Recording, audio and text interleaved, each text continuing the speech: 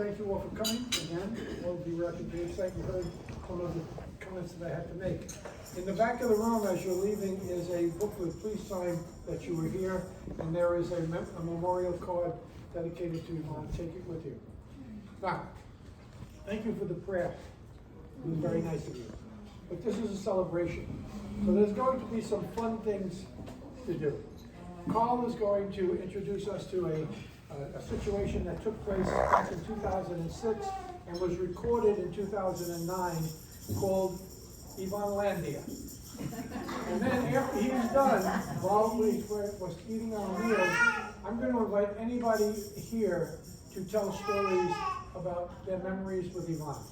And I'm hoping that everybody tells some stories because there are some terrific, the people in this room have terrific memories of her, and let's share them.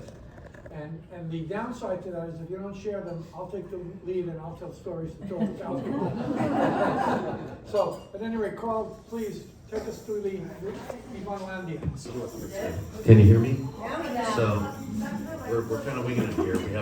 I'm going to stick up that music, then we're going to just go like this on the microphone. I hope it's loud enough. So, in 2006, Yvonne came to Thanksgiving at Jean's and said, "We're going to Alaska." We went, "We are? We are? We're going to Alaska? Yeah, bring your girlfriends and everything." So we all piled on. It was very gracious. My father was still living, my mom was still living. Off we went. There's pictures. You know the story. Most of you were there. Cruise. And Bruce and Chris were there too. Cruise. It was a cruise. What did I say? You said we just went to Alaska. Yeah, Oh, we were on a there. cruise. On a cruise ship. That's right. It was wonderful. We had all the great time. The Gold Rush. And so Bill Beagle, Jean's husband Bill, wrote Yvonne Landia. And he read all the verses. So before we play it, then in 2009, we went into the studio and recorded it. And Bruce wrote the music. So instead of it going by fast, Bruce is going to read all the lyrics so you hear what it is. And then I'll try to stick the microphone up here. Can you hear it? So we'll do the best we can. If you So put it here's. right up at your mouth, we can hear you. Okay, we need it close. So here you go, Bruce. Here's the lyrics. Bruce wrote the music. Bill Beagle wrote the lyrics. It's a little intro.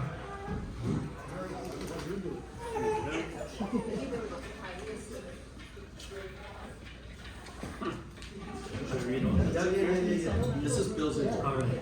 So Bill's intro to this was, most mortals live in Normalandia, leading normal everyday lives. A few live in Poollandia, basking by an indescribable pool. However, somewhere between heaven and earth is the land of charmed life and grace, known even to inspire poetry. Here then is that story of the queendom of Yvonne, the saga of fabled Yvonne Landia, as told in 14 quatrains. I haven't read this since 2009. Oh my God, lyrics by Bill Beagle. Yvonne Landia, sovereignty rare. Yvonne Landia, by Queen's gracious nod, might you sojourn there. Power with grace evokes our Yvonne, state flag emblazoned with filet mignon. Yvonne Landia is truly a foretaste of heaven, comes with a Cadillac, chauffeur, and Kevin. In Yvonne Landia, there's a stove somewhere, but now used no more. In Yvonne Landia, retained simply as proper kitchen decor. No boredom here, a cruise ship or a sloop. By every 2 years, a new Bentley coupe. Yet Normanlandia foments, rearing its brood, culturally challenged, adolescently crude. Now here descending from Normalandia's horde, secure all windows, each portal with board. Yvonnelandian peace, innate from within, succumbs to their boisterous, irreverent din. All white and noisy, no prerequisite tan, siblings from Sheol, Matthew, David, and Dan, break the sofa, clog the toilet, pour Coke on the couch. First ever heard Yvonne ouch. At peace now be thankful, for southward they've fled to vanquish Polandia of Nancy and Ed. In Yvonne, just 3 girls alone now, just as it should be. So what's for dinner? Reservations for 3. Let's see if we can do it.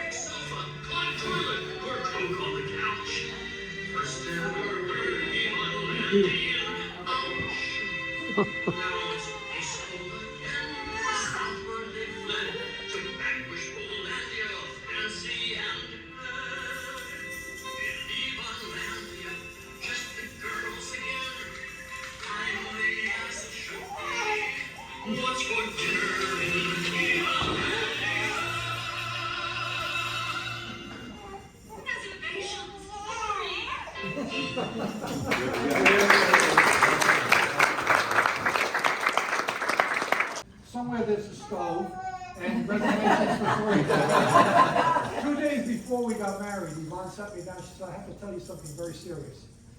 I stood and I said, "What's she going to tell me?" I sit down. She said, "I don't do house." I said, "No problem, I do."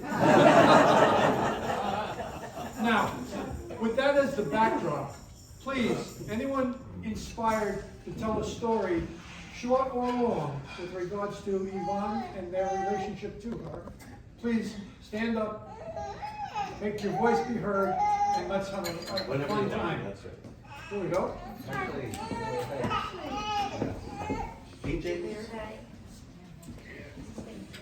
Hold it close to your mouth. Thank you. So I have had the pleasure to meet Yvonne twice. Once at Oracle's 90th, and the second time at her church. And beautiful, and I was so touched reading her obituary, because not only is she beautiful on the outside, equally beautiful on the inside, just like her sister.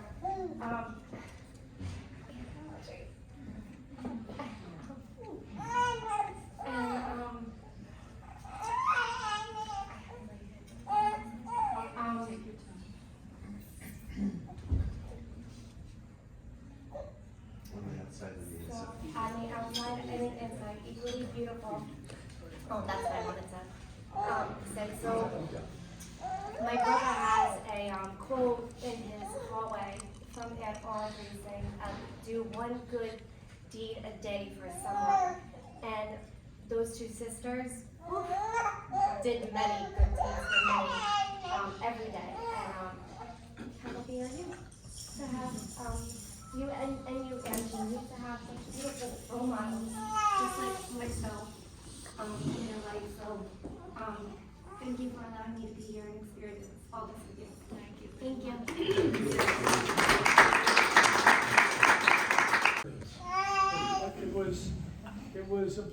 David was at the 5th game of the Yankee Met World Series on day 1. And on day 3, David was in the most remote place in the world.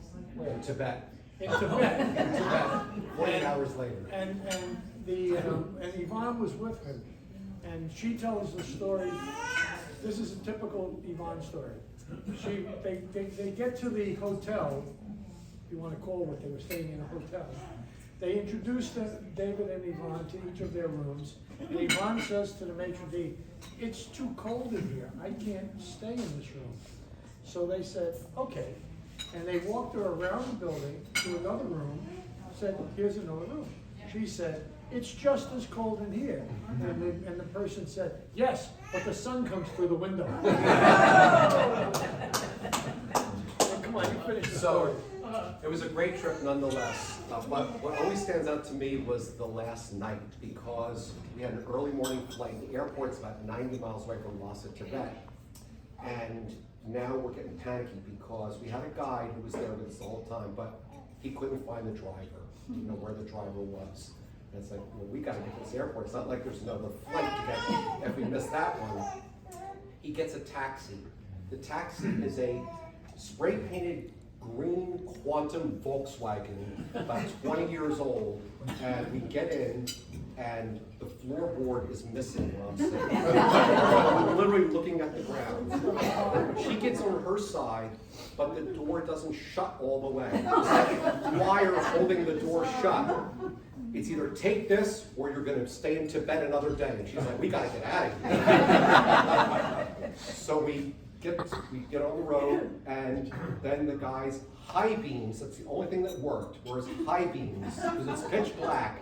So the whole way to the airport, people are honking at us, coming the other way like, turn off the high beams kind of thing. And we went the entire way with the high beams on, with people getting upset at us as we were getting there. We finally made it, and we landed in Hong Kong. There were never two more happier people than the two of us.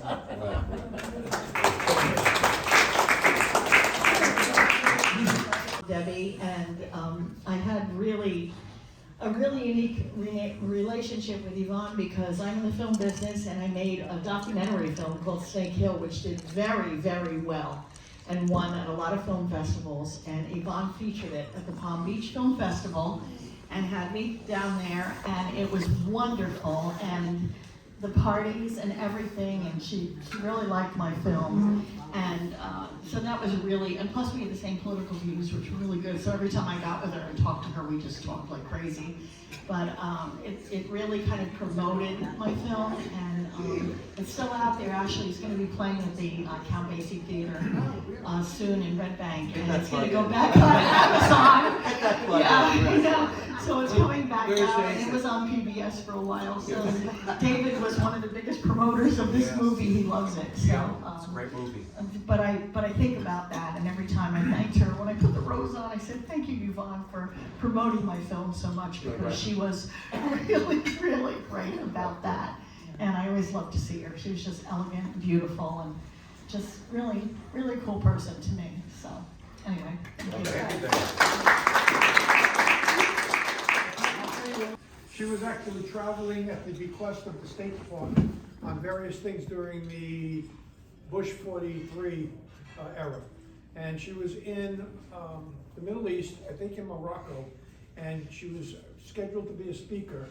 And she had her headphones on listening to the translation. And the gentleman that was speaking before her was telling everybody in the audience that the films that come out of the Middle East always depict women as victims. That's the way it always was, that's the way it is, that's the way it always will be. He sits down, and now Yvonne gets up. She takes her prepared speech, she does this, and she says, "Ladies, don't you believe it, okay? You can overcome that. You don't have to live that era." And she challenged the female filmmakers in the room to produce films that were not showing women as victims. And she promised them that if they produced it, she would play it in the Palm Beach International Film Festival. She did that, and one film actually, and don't ask me to remember the name because I can't remember it. One film actually made it to be considered the leading film in a leading documentary. And that was Yvonne's philanthropy, and her passion had nothing to do with disease, had everything to do with education, and education of females. Young women, she encouraged them, she created scholarships for them, she provided travel opportunities for them, and her attitude was the best way to be educated is through travel, and that's what she did. Having visited, she says 160 countries, I can't count them all, but the fact of the matter is that was her premise in life. And so the film festival was one of her major platforms to use to spread that word. And I probably, anybody who else has talked, I can probably relate some story, depending on what you say. So come on, let's go. One of the early trips that I took with Lauren was, not the first trip, but we went down to South Africa together.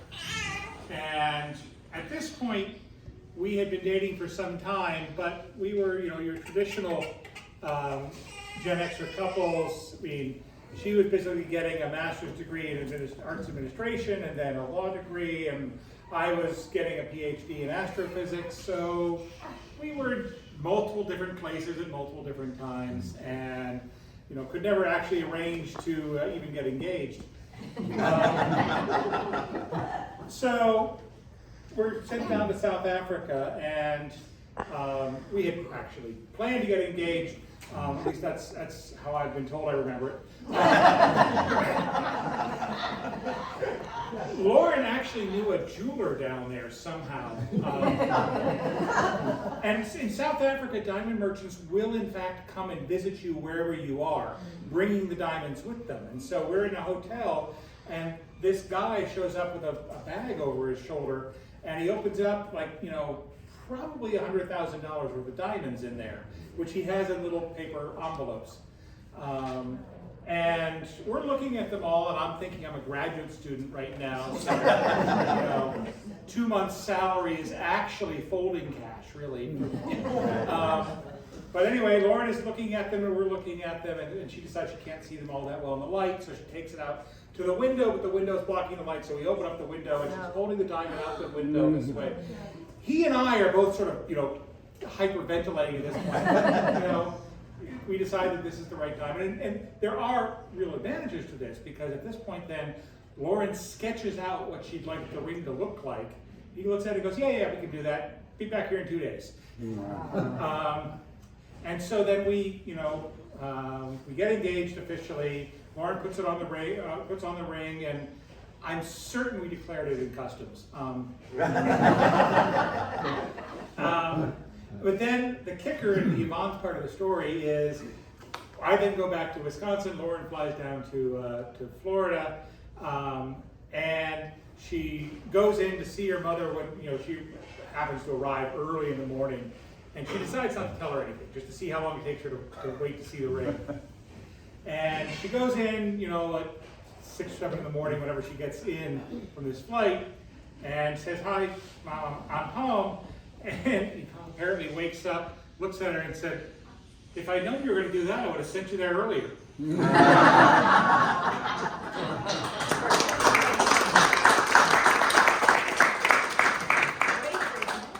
It's an interesting place to visit. Travel there is tricky. Partially because the British liked it that way. The train tracks all only go in one state, because the British felt that they should change the gauge of the tracks as you go to a different state. That way, if, for example, a rebellion happened in one state, it couldn't easily propagate into another one.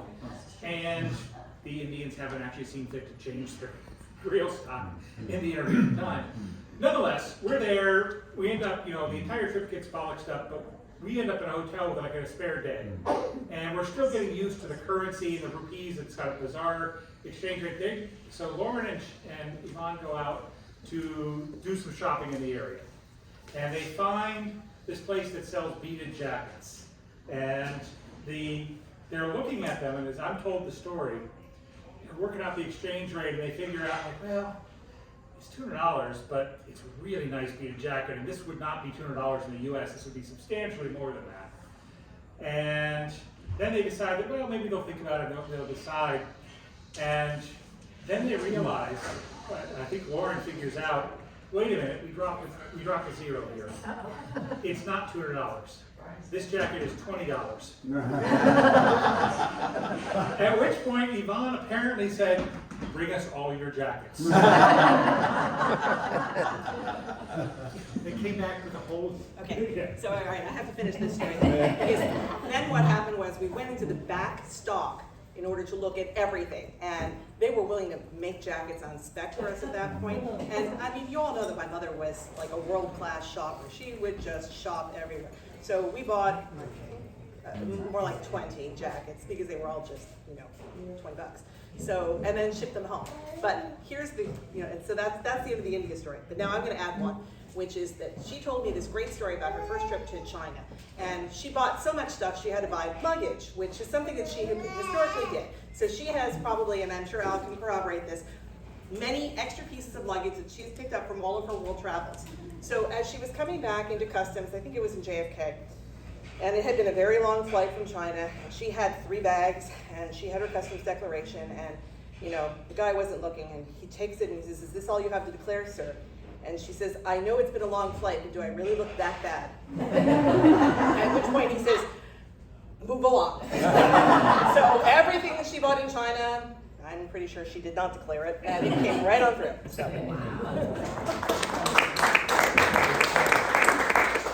Walk away from anything. And you know, when you shop around the world, you start negotiating with the shopkeeper, and inevitably they take out a calculator and they do this and they hold it up, and she'd take the calculator from them, she'd erase the number and she'd put her number in. By the end of the discussion, we were either walking out or getting it for her price. Most of the time, we got it for her price. But I want to say something about Randall. Yvonne chaired a thing called the STEAM events for Palm Beach State College. And she did it for 8 years. And 1 year, she brought Neil deGrasse Tyson. And she turned the Kravitz Center, the Cohen Pavilion of the Kravitz Center, she turned it into a universe. Now, you know when you walk into a room for an event, you usually walk in, the lights are on, the band's playing, you find your table, you sit down. Not in this one. When you walked in, the lights were out. The only thing that was lighting up was the candles on the table. And she turned the whole room, ceiling and walls, into the universe. Well, from that event, she invited Randall to come down and deliver a speech on the universe. And he did an incredible job. He came down and he talked about color. And the slides that he brought demonstrated various colors of the universe, and he explained I can't even say it right. He explained the theories on why such colors and the kinds of lights that would be, the kind of light that was being measured by the work that he did. Incredible, and thank you very much. That is a story that we tell all the time. Dance trip, right? You fly to, West Palm Beach or Fort Lauderdale, and then you stay with Andy Yvonne for a couple days, and then you take a car down to see Aunt Nancy. And I think it was like right after Grand Dodge, old Dodge Duster was there with no air conditioning in it. So then I think Shadow, 88 Dodge Shadow. that's a Dodge Shadow red, right? And I remember, Mom, I don't think you came with us. I think my mom was probably like, packing the Shadow with no air conditioning with my 4 boys and my husband and drive to the Keys, or she's like, nah, I think we're gonna stay here with Yvonne. Because I just distinctly remember, I'm like, I remember you being us in that car with us. And just another thing about Al, I remember too, when going there when we were kids, it was always like, and Yvonne doesn't cook, so like don't eat anything out of a refrigerator. You're like butter, this is 1989, expired July 1981. Like never eat anything out of the fridge. When you go to see Yvonne, you're eating out. We're going out to eat. I have to say though, what Al said about, he does home, he was right, because I remember, as we got older, we started going down there on our own. And Al had the whole kitchen redone. I can't forget. She couldn't have been happier. She had us over, cooked a whole meal, turkey. It was like a whole nother world. I'm like, what do you mean we're coming to your house for dinner? Is the club closed? Like, is it a renovation? What's going on? And it was just a really great night. Al showed us the new kitchen, and they cooked everything. It was so nice. You couldn't be happier, you know, like just to sit out by the pool with them and eat dinner, just the four of us. It was really, really nice. I know you really kind of brought that out of her, where she started being a home entertainer a lot. It was really nice. So, yeah, that one. And then the last time we went down there and stayed with her, actually, was 2019, and it was the last day of the NFL regular season. The 49ers need to beat the Seahawks to get in. Sorry, playoff time, I gotta tell them. And we were there, and you know, Yvonne's like, oh, do you want to go to dinner? I was like, I can go to dinner, but I have to be home on time to watch this 49ers game. And sure enough, she's like, come over, watch it. It's like 11:30. I'm like, you want to go to bed? She's like, no, stay, watch it. And she wanted to stay and watch the whole game. So I texted Al a couple days after she died. And the 49ers were playing the Seahawks in the playoffs. And I said, I know Yvonne's going to pull some strings for us. And she did.